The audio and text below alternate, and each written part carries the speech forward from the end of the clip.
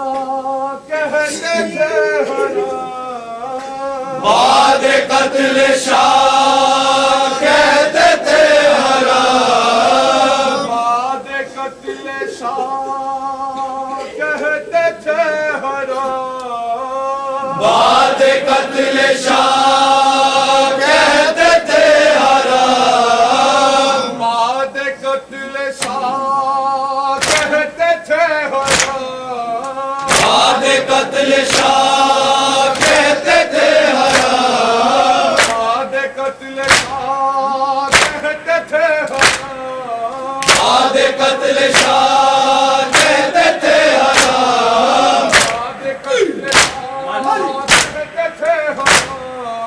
بعد قتل شاہ کہتے تھے حرام بعد قتل شاہ کہتے تھے حرام بعد قتل شاہ کہتے تھے حرام بعد قتل شاہ کہتے تھے حرام بعد قتل شاہ کہتے تھے حرام بعد قتل شاہ کہتے تھے حرام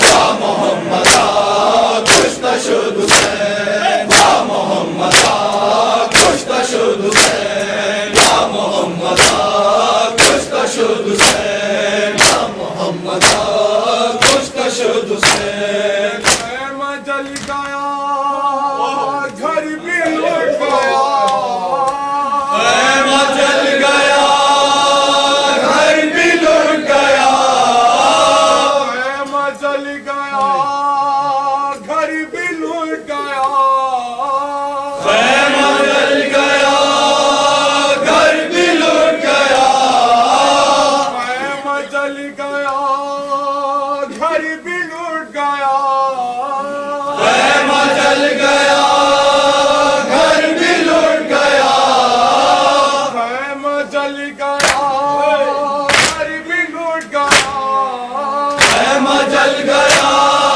گھر بھی لٹ گیا میں جل گیا گھر بھی لٹ گیا خیمہ جل گیا گھر بھی لٹ گیا